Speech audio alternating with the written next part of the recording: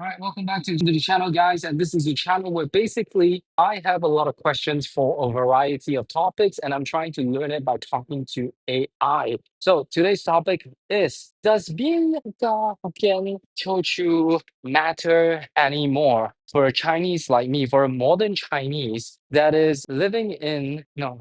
Okay, let's do it. Let's do it again. Hey guys, hey, welcome to the channel, and this is a channel where I try to be healthy, where I get like 10,000 steps per day while at the same time exploring topics that pique my curiosity. And today I have a topic that I'm very curious about, which is: does being Hakka, Hokkien, Teochew, what else, Cantonese matter anymore for a modern Chinese like myself? And I'm not from China, I'm from Southeast Asia. But I can see that a lot of Chinese, whether if it's Canadian Chinese, American born Chinese, all of us just primarily identify as Chinese. Whereas, seeing I'm from Southeast Asia, you still have like parents who, or the boomer generation, who is still quite proud and particular about being Hokkien or Hakka. And I don't know what is the significance of it anymore because the language that we speak, I mean, you can say that English is actually my native language and not exactly like Chinese language. So let's explore this subject to understand first,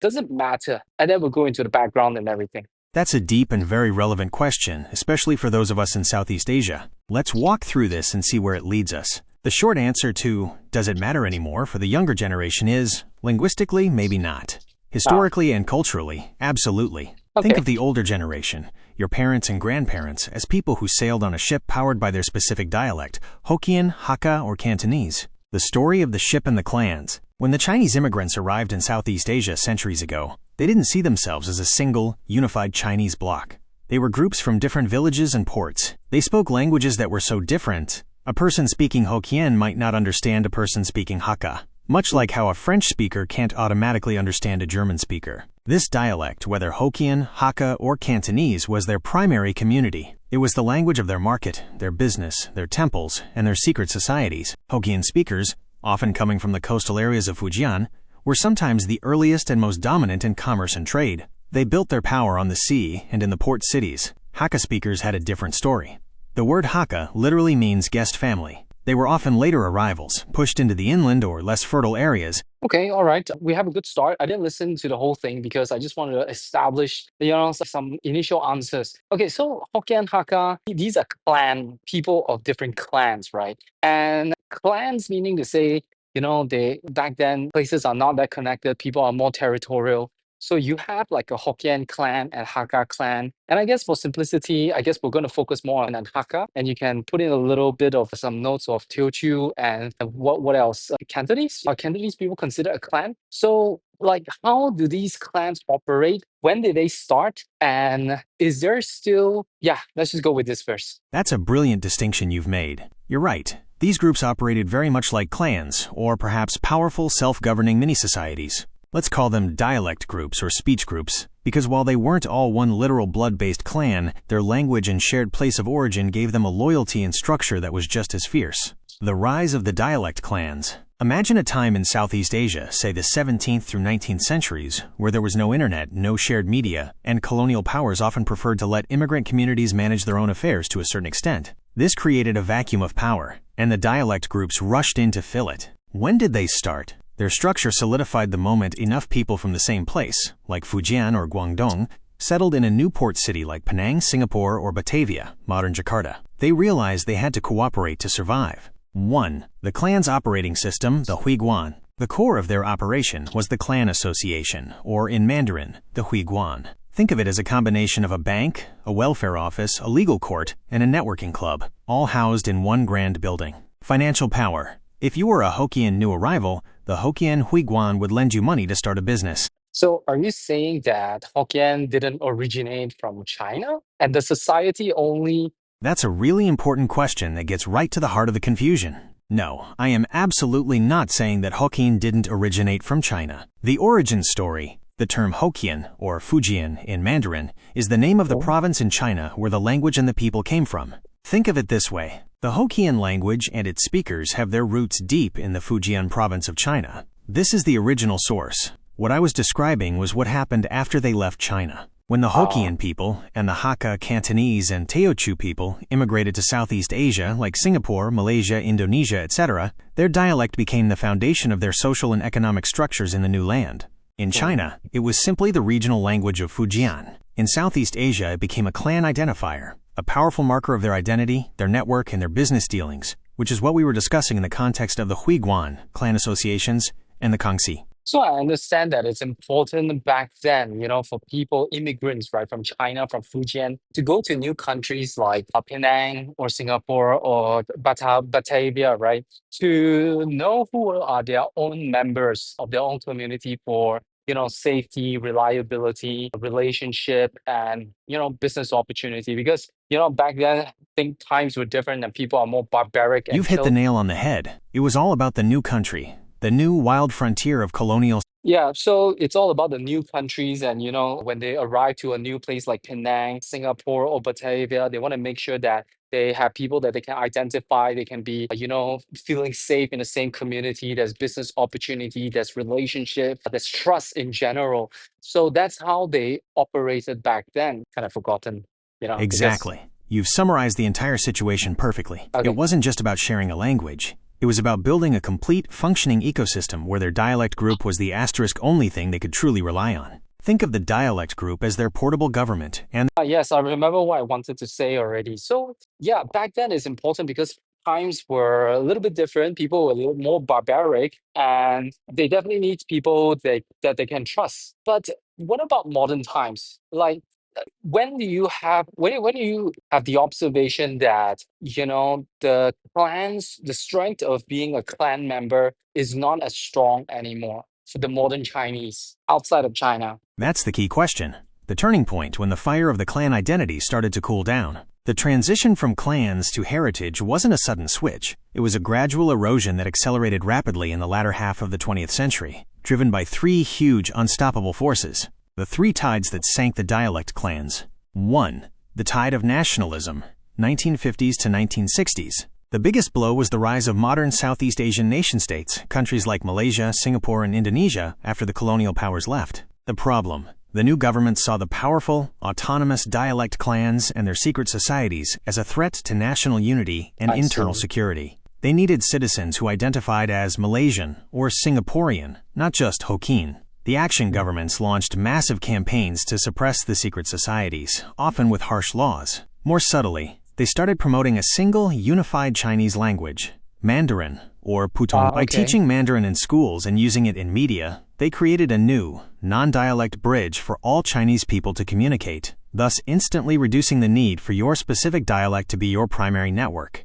This was the first major step in unifying the Chinese diaspora identity. 2.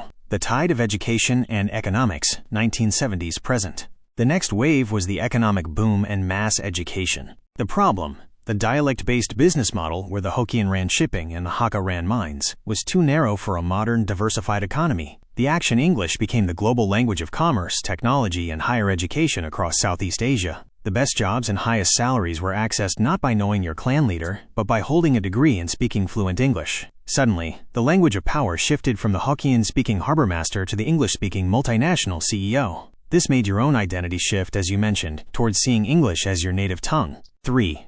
The tide of modern media and mobility, 1980s present. Finally, media and urban living dissolved the remaining barriers. The problem: the physical territorial boundaries of the clan were dependent on people living in segregated neighborhoods, a Hokkien street, a Cantonese street. The action people started moving to integrated, modern housing estates and high-rise apartments. They consumed shared media, like Hong Kong TV shows, often Cantonese, but I like how you mentioned that there's a switch from clan to heritage, and now it really became a heritage. And from what I understand, heritage really it's about legacy. You can help me to define what is heritage, but it's like something that is worthy of remembering where you come from, and it's in the past, and it's good to know your history.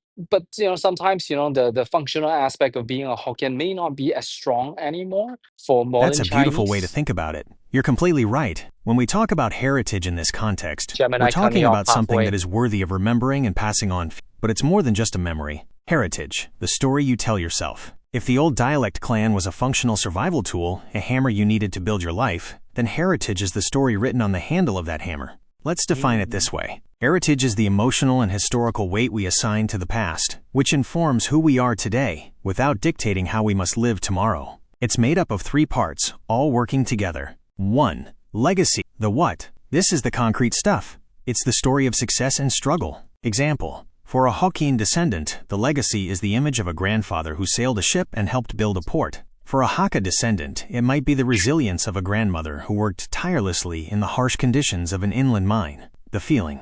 A sense of pride and admiration for what the previous generations endured and Well, I understand that, and I think that is very applicable, especially if you are 100% Hokkien. But what if my dad is a Hokkien and my mom is a Hakka? Then how do you take this information? Because sometimes when you speak to Hokkiens of the elder generation, they tend to be quite headstrong about being so proud of their clan, but they don't live in that time. So I'm trying to understand this idea of what it means to actually, identify, both sides of your clan, because that's where that's where my dad and mom comes from. But how do I process this? That is a fantastic, deeply personal point, and it's where this historical story truly meets the modern individual. You are describing the reality of most young Southeast Asian Chinese people today. You are a cultural blend, not a pure lineage, and that makes the older generation's clan pride feel a little outdated or even confusing. The battle of the ancestors. When your father, Hokkien, and your mother, Hakka, married, they did something that would have been scandalous and potentially dangerous 100 years ago. In the old system, that marriage was crossing clan lines, mixing business networks, and blurring loyalties. Their families overcame a massive social barrier just to be together. Now their clan pride is inherited by you, the child, who is a living, breathing merger of 2 once rival tribes. Why the older generation clings so hard? The trauma of loss. When your parents or grandparents talk to you about the pride of being pure Hokkien or pure Hakka, they are often expressing a deep sense of trauma over cultural loss. 1. They are the gatekeepers. They know the dialect is weakening. They see you speaking English and Mandarin. Their fierce pride is a desperate attempt to keep the last link alive. They believe that if they just champion their clan strongly enough, they can prevent the history from vanishing entirely. 2. They are defining themselves. Their identity was built on that single dialect. They never had to choose. They never had the options you have. When they proclaim Hokkien pride, they are simply reciting the most stable, reliable truth they have ever known about who they are, what it means to be mixed heritage today. For you, the mixed heritage descendant, the rules are completely different. Your heritage is not about choosing one side, it's about having a double inheritance. You don't adhere to one clan, you collect from 2. The Hokkien legacy, you inherit the story of the maritime traders, the powerful business pioneers. You get the taste of Fujianese cuisine and the specific family rituals. The Hakka legacy. You inherit the story of the resilient guest family, the scrappy, tough inland workers who never gave up. You get the distinct textures of Hakka food and the specific resilience in their character. Redefining clan pride for yourself. Instead of being pressured to choose or to feel less than because you are mixed, you have the power to redefine what clan pride means for your generation. The old definition was, my single clan is better than all others. Your new definition can be, I carry the combined strength and history of 2 incredible clans that chose peace over rivalry. You are not watered down, you are double layered. You have 2 distinct sets of stories, recipes, and ancestral struggles to draw. Okay, all right, all right. I get the advantage, the benefits of being like a hybrid clan, right? But the truth is that I am not even informed. I wouldn't say I'm not informed or uneducated, but rather from the times that I live, having grown up as a 90s kid until today, there was not for people in Southeast Asia. I wouldn't say all of them, but I say for the city folks, there's really not too much of a need to identify myself as as a Hokkien, But I guess the question I want to ask you is that what are the aspects of Hokkien, and I'm sure there are, of all these clans that they have, true history, that they have their contributions that actually affects our daily life today that we didn't know? Now, that's a good question. That is an excellent question. The one that connects the history books directly to your modern daily life. You're right, the need to identify is gone, but the results of their history are all around you. Let's explore the hidden contributions of these dialect clans that you interact with every single day, often without realizing it. Daily life, built by the clans. The things that define the rhythm and shape of a Southeast Asian city, the food, the street names, and the very business structures were built brick by brick by the dialect groups. 1. The flavor on your plate, mostly Hokkien and Teochew. This is perhaps the most personal contribution. Many of the quintessential Southeast Asian Chinese dishes you know and love are direct, untranslated culinary legacies of these groups. The Hokkien legacy, rich and savory. Think of Hokkien mee, the thick, dark soy sauce noodles, ba kut te, the herbal pork rib soup, and many types of kua, sweet or savory rice cakes. These were the foods of prosperous port merchants and sailors, rich, flavorful, and easy to eat while trading.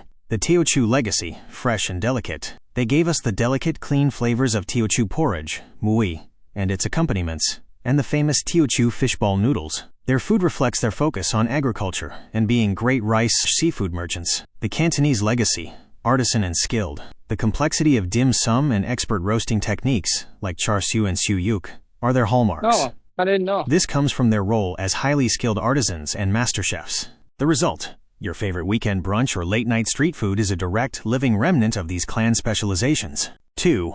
The streets you walk on, all clans. Look at the old city centers, Kuala Lumpur, Singapore, Penang. The distinct layout of the towns was often a reflection of the territorial divisions. Gated communities.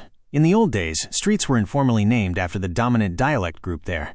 Even today, you'll see historical names that reference the settlement patterns. Architecture. The design of the traditional shophouses often... I love this thing that you just mentioned. Food, in terms of food, that I don't know how much does it actually impacts me, especially today. You really have a variety of food to eat, right? It's not like you're solely dependent on that one specific clan food that you have to eat every day, because most of the thing that I eat right now is considered as Malaysianized food already, which is through time, through adaptation. But what piques my interest is when you say, the streets that we live in, like for example, Jalan Yap Aloy. Tell me more about it, because I'm interested in the idea of that street. That was it influenced by Yap Aloy, and how did he shape, the streets in Kuala Lumpur and Johor Bahru and to what it is today? That is absolutely the most fascinating part of this history. While the food is delicious, the geography, the shape of the cities, the old streets, and the specific architecture is the most enduring physical artifact of the old clan system. The influence is completely different in Kuala Lumpur, KL, compared to Johor Bahru, JB, because two different dialect groups were dominant, and they were governed by two entirely different systems. The city of rivalry, Kuala Lumpur, Hakka and Cantonese. In KL, the city's early history is a story of violent territorial conflict between the Hakka and the Cantonese over the biggest resource, tin. The Tin Wars and the Kapitan Sina. The Hakka were the original, dominant tin miners. The Cantonese, however, were skilled builders, artisans and merchants who controlled the supply lines and logistics. This led to bitter rivalry and the notorious Larut Wars in the mid-19th century. The system, the British and local Malay rulers installed an official leader called the Kapitan, Captain of the Chinese, to maintain order. This role was a direct reflection of who had the most power and who had the most armed men. The key figure, the most famous Kapitan Sina, and the one credited with rebuilding KL into a viable town after it was repeatedly burned down, was Yap Aloy, a Cantonese man. How it shaped KL streets. The city center was divided by functional, clan-based zones. 1. Cantonese territory, Peddling Street, Pudu. The Cantonese established the trade and commercial backbone. The oldest, most famous part of Peddling Street, KL's Chinatown, was originally the center of their economic activity, full of artisans, restaurants, and legitimate businesses. 2. Hakka territory, mining settlements. The Hakka were heavily concentrated in the surrounding mining areas like Kapong and Ampang. This is why, historically, you find strong Hakka communities, and the distinct cuisine associated with them, in these fringes, while the Cantonese dominated the administrative and commercial heart. The legacy you see today. The historical district of KL is compact and dense, with prominent Cantonese landmarks, like the famous Sin Sia Temple. The Cantonese won the fight for the city's commercial heart, making KL feel very much like a bustling, trade-centric city built on quick money and administrative prowess. The city of system, Johor Bahru, Teochew. Johor Bahru's history is unique because it wasn't built on conflict but on a government-mandated agricultural system designed by the Teochew. The Kangchu system. The Sultan of Johor was eager to develop the state's interior for agriculture, particularly pepper and gambier, valuable cash crops. He invited the Teochew from Singapore and Riau to clear the jungle. The system. The result was the Kangchu system. Kangchu means master of the river. A Kangchu was a Teochew leader given an official letter of authority to manage a river settlement, Kangkar. The Teochew monopoly, the Kangchu, had total administrative, legal, and economic... Okay, all right, I understand. It's quite mind-blowing the fact that the temple that you mentioned is actually a temple that I go to as a kid. And it's a temple from a Cantonese. Okay, yeah, nice fact. I think I understand now in terms of like what I needed to understand of being of a from a specific clan today. And I guess, I needed to find like how can I appreciate. Of course, knowing one important fact is that had my education been about where I come from, which is the clans, then I will feel a little. I would definitely feel more attached to the roots of my people, my people from China. But as a Malaysian, it's like I identify more with Malaysian history, the language, and the people, and the culture and everything because it's actually embedded in the education and the That upbringing. is a beautiful realization, and you've hit on the essence of heritage. It's not a burden of rules, it's a gift of context. It's truly mind-blowing to realize the familiar places we pass every day. Like that very temple, were not just built by some generic Chinese person, but by a specific clan with a specific agenda, specific funds, and a specific history of struggle. How to appreciate and reclaim your hybrid heritage. Since you are a modern person who is both Hokkien and Hakka, and your daily life is English and Mandarin, your appreciation doesn't have to be full-time. It can be a series of small, intentional, cultural unlock moments. 1. The language of love, the dialect. You don't need to be fluent in Hokkien or Hakka to appreciate them. Focus on the sentimental phrases that exist only in that language. The power of nicknames. Ask your parents or grandparents for the specific terms of endearment, family nicknames, or old unique phrases they use. These are the words that carry the most emotional weight and instantly connect you to your family's history of care and affection. The food conversation. Learn the dialect names for your favorite ancestral foods. Saying the name of a dish in Hakka or a Hokkien dish in Hokkien is a small, profound act of preservation. 2. The ancestral story, the legacy. Your mixed heritage means you have two foundational stories of resilience to draw from. The Hokkien story of the sea. Focus on the character. Okay, all right, great. Now I'm ready to dive deep into the history of the Han people and the Hakka people all the way from China. And one interesting fact is that, a lot of our people from Southeast Asia came as an immigrant with the hope of returning back to China. But a lot of them actually settled in their own respective country, right? And as a result, they hold on dearly to the identity of their clan. But, not knowing that the clan in China may actually have that evolution and they may not romanticize too much about where they come from because they are there all the time. So I wanted to know like how has things been like in China? So first go through the history and then second, let's talk about like whether does the modern Chinese in those areas like Fujian, who is Hokkien people, are they as strong in their identity as how our boomer generation in Southeast Asia would be? That is a fascinating and often overlooked side of the migration story. The reality that the homeland they dreamed of returning to was moving on without them. You are describing a profound gap between the immigrant nostalgia and the homeland's evolution. Let's dive into what was happening back in China while your ancestors were building empires in Southeast Asia. Part 1. The history life back home in Fujian and Guangdong. While your ancestors were fiercely guarding their Hokkien and Hakka identities in a hostile new land, the people back in their villages were facing their own, very different set of challenges. 1. Fujian, the Hokkien homeland. The problem. Fujian is a mountainous region with limited arable land. This was the fundamental reason why so many people left in the first place, to find a better life. The evolution. While the coastal cities maintained a strong maritime culture, the provincial government, especially from the late Qing dynasty onward, started trying to exert more central control. The language, Hokkien, Minnan, remained strong locally, but its economic necessity was constantly under pressure from the unifying efforts of the central Chinese government. The diaspora view. To the people in Southeast Asia, Fujian was a romantic, idealized place of origin. They sent back money, built temples, and planned to retire there. But the people in Fujian viewed the diaspora as the source of wealth, perhaps not necessarily a place of pure cultural loyalty. 2. Guangdong, the Hakka Cantonese homelands.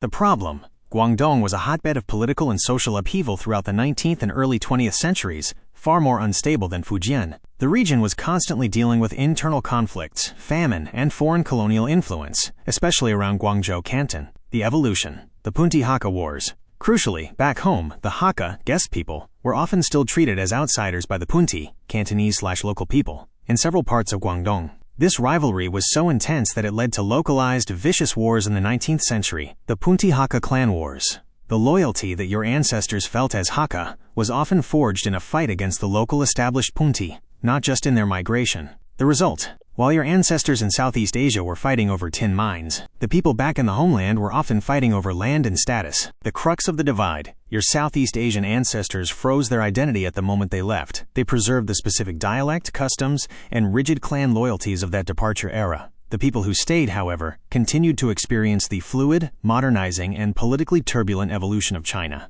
Part 2. Modern Identity, the Mainland versus the Diaspora. Now let's fast forward to today. Is a modern Chinese person in Fujian or Guangdong as strong in their identity as your boomer parents? The short answer is no. They are strong in a different, more unified way. The strength of unity. Mainland China. In mainland China today, the concept of being purely Hokkien or Hakka has been fundamentally reshaped by decades of national policy. 1. Mandarin is king. The official policy of promoting Putonghua, Mandarin, as the single national language has been overwhelmingly successful. While people still speak their regional dialects at home, Mandarin is the language of business, education, media, and government. 2. Focus on the Chinese nation. The primary identity taught and promoted is the unified Chinese identity, the Zhonghua Minzu. Regional identities still exist and are celebrated, e.g., Fujianese food, Hakka earth buildings, but they are seen as subsets of the larger national identity, not as separate clannish allegiances. 3. No clan dependency. They never needed the Huiguan, clan association, to function as a bank or police force.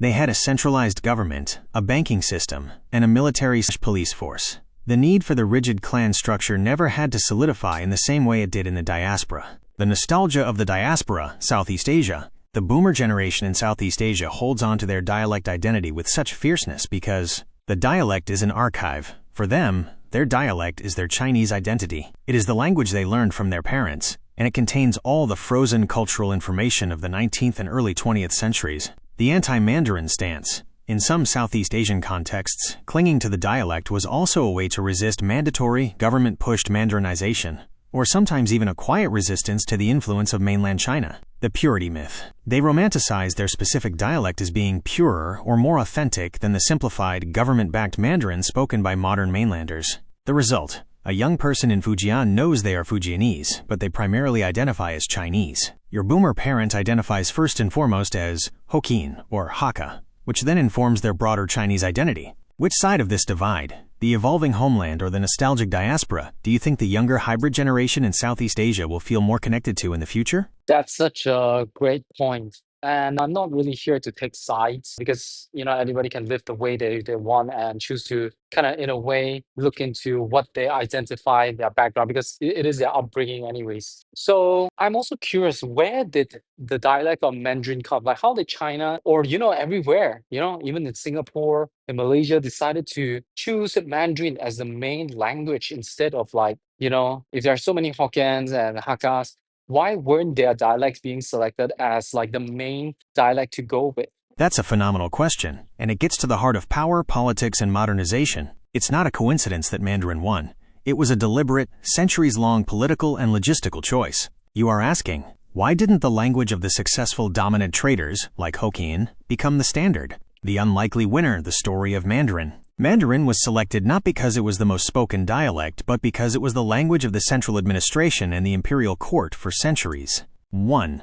The language of government. The Qing dynasty. The official Chinese language, known as Guanhua, literally means speech of the officials. This was the dialect spoken in the imperial capital, which, for most of the past 500 years, was Beijing. When an official from Fujian, Hokkien-speaking, traveled to work for the emperor in Beijing, or when he was sent to govern Sichuan, he had to speak Guanhua to communicate with the court and other officials. The emperors didn't care about trade, they cared about control and governance. The dialect that best served to transmit imperial orders across vast distances was deemed the most important. 2. The language of logistical simplicity, 1910s and beyond. When the last dynasty fell and modern China began, they faced a massive problem.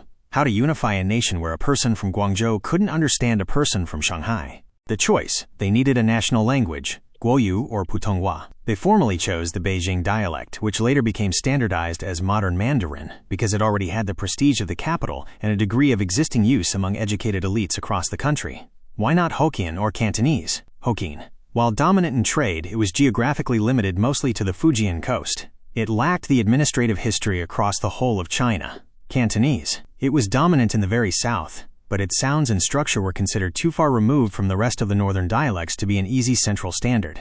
The Mandarinization of Southeast Asia. The adoption of Mandarin in Singapore and Malaysia followed a similar logic, driven by a need for unity and practical expediency. 1. The Singapore story, the pragmatic choice. In 1979, Singapore launched the famous Speak Mandarin campaign, SMC. The goal, to unite the Chinese population, made up of Hokkien, Hakka, Teochew, and Cantonese, under one efficient modern Chinese language and reduce the chaos of dialect divisions. The logic, they chose Mandarin because it was the language of the government in Beijing and Taiwan, the language of the modern world's broader Chinese identity, and the language of the Chinese education system they wanted to promote. It was a pragmatic move. So what clan does Mandarin come from? That is an excellent, direct question that cuts through the historical confusion.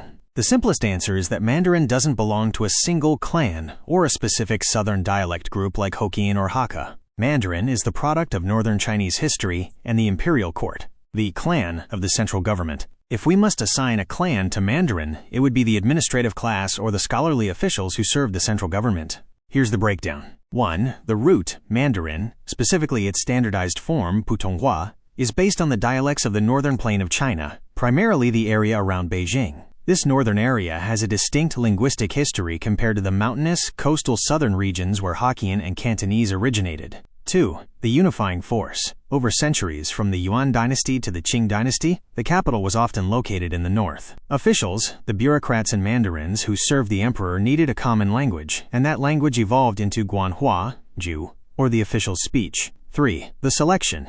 When modern China needed a unified language, they formalized this Guanhua, the dialect of the capital Beijing, and called it Putonghua, common speech. The key takeaway is this. Hokkien, Hakka, and Cantonese are clans, built on geography, trade, and kinship, the people. Mandarin is the clan, built on governance, administration, and unity, the state. It was the dialect of the people in power, which is why it was chosen to become the language for all people. I see, understood. And I'm getting a lot of idea about this. Now, I got a final question before I wrap up today's video, which is what will happen to my future generations of kids, where how will they then be identified as Hokkien or Hakka or any specific clans? That is the perfect final question, because it takes us from the historical past right into your personal future. You are standing at a critical juncture, and your children will inherit the results of the choices being made right now. The future identity of your children is going to be defined by a shift in how they view their origins, from inherited fate to conscious choice. The future identity, a three-layered cake. Your children will likely operate with a three-layered identity, with the dialects forming the unique personal base. 1. The surface layer, the global citizen, language, English, Mandarin, and the national language, e.g. Bahasa Malaysia. Identity. They will identify first as a citizen of their modern country, Malaysian, Singaporean, etc., and second as a global citizen connected through technology and culture. Dialects. They will likely see Hokkien and Hakka as languages of the past, charming, perhaps confusing, and probably not spoken fluently. 2. The middle layer, Pan-Chinese identity, language Mandarin if they study Chinese. Identity. They will understand and appreciate the broad history of the Chinese diaspora, the common festivals, the unified myths, and the general cultural norms that Mandarin helps communicate. They will connect easily with Chinese people from anywhere in the world. 3. The core layer, the hybrid heritage, the choice. This is where their Hokkien and Hakka heritage will live. It will not be a clan identity. It will be a personal narrative. The shift, for your generation, the dialect is a memory of your parents. For your children, it will be a unique family artifact that sets them apart from their peers. The choice. They will not be forced to be Hokkien or Hakka. They will choose to be of Hokkien and Hakka heritage. They will pick and choose the elements they want to keep. The food. They will learn the family recipes and perhaps the dialect names for those dishes. The names. They will know the names of their great-grandparents and understand the specific story of how the Hokkien merchant married the Hakka miner's daughter. The values. They will distill the core values of both lineages, the Hokkien entrepreneurial spirit and the Hakka tenacity, and incorporate those into their modern character. A legacy of blended strength. The old identity was about exclusivity, Hokkien only, Hakka only. The new identity for your children will be about inclusion. I contain multitudes. You are the last generation to personally experience the tension between the clans. Your children will inherit the peaceful resolution. They will see their Hokkien Hakka background not as a conflict but as a rich blended superpower, a unique access key to two distinct powerful histories. They will be defined by the stories you tell them today about the journey their ancestors took. I think what Gemini was describing was actually me, not my future generation. But anyways, that concludes today's video. I hope you guys learned a thing or two, and let me know in the comment section down below what other topics that you are curious about, and hopefully it gets me to be curious about, and I will be talking about it in my next walk. See you guys. Bye.